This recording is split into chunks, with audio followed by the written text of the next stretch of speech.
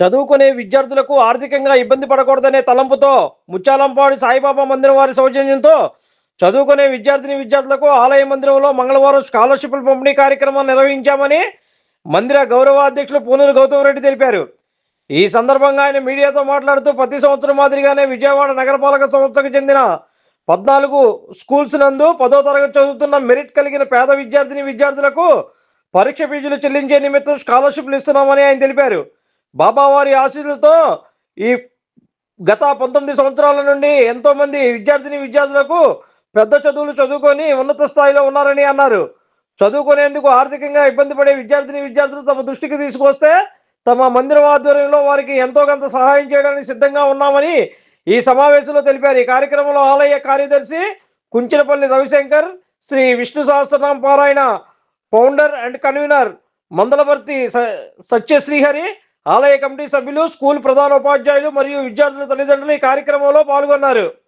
ఈ రోజున మేము ఏర్పాటు చేసినటువంటి ఈ చిన్న ఫంక్షన్కి సంబంధించినంత వరకు కూడా ముఖ్యంగా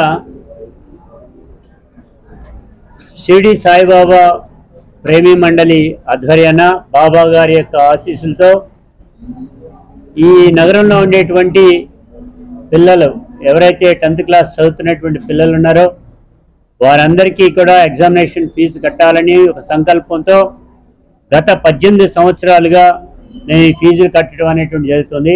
ఇవాళ 19వ సంవత్సరంలోకి అడిగేయడం అనేటువంటి జరిగింది. దీనికి సంబంధించి 1275 మంది విద్యార్థులకి సుమారు 1,60,000 రూపాయలు మేము ఈ రోజున ఫీజుల రూపేణా మేము చెల్లించడం అనేది జరుగుతోంది. ఇది బాబా ప్రసాదంగా స్వీకరించినటువంటి పద్ధతి కూడా ఉంది. ముఖ్యంగా మేము ఇది తలపెట్టినటువంటి కార్యక్రమం కారణం గతంలో మేము కొంతమందిని ఐడెంటిఫై చేసి ఒక 10 మందినో 20 మందినో వారందరినీ చదివించి ఎక్కడి దాకా వెళ్తారో అక్కడి దాకా చదివిద్దాం అనేటువంటిది అని అనుకున్నాం.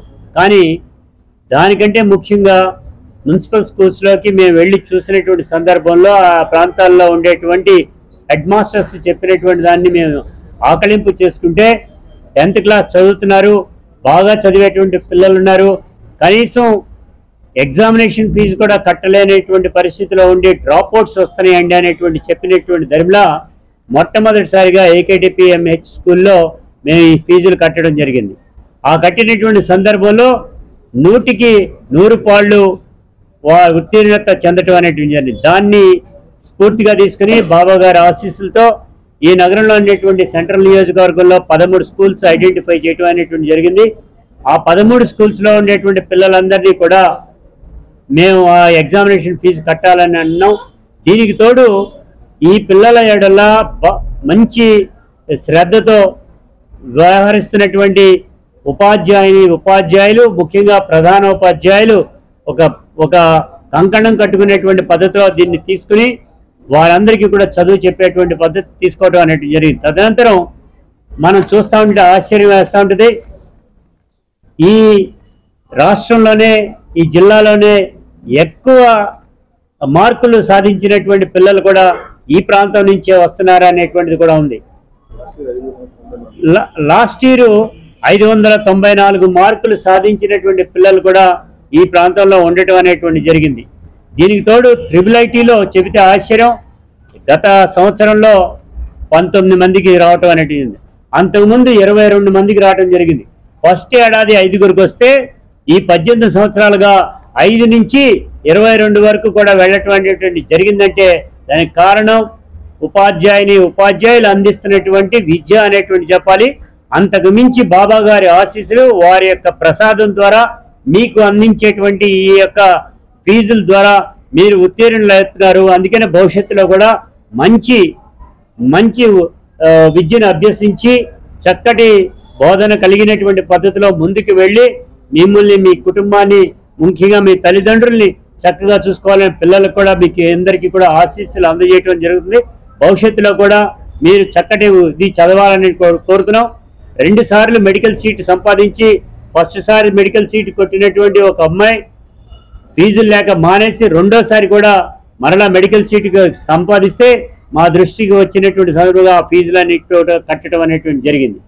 ఇదే తరుణంలో చెప్తున్నాం, రోడ్ల వెంటనే ఊడ్చుకునేటువంటి అమ్మాయి పిల్ల ఆ అమ్మాయికి డాక్టర్గా వెళ్ళేటువంటి అవకాశం కలిగితే ఆ ఫీజులన్నీ కూడా ఈ మందిరం నుంచి కూడా కట్టడం అనేటువంటి, అది కూడా మున్సిపల్ స్కూల్స్లో చదివినటువంటి పిల్లలు అనేటువంటి కూడా నేను చెప్తున్నా.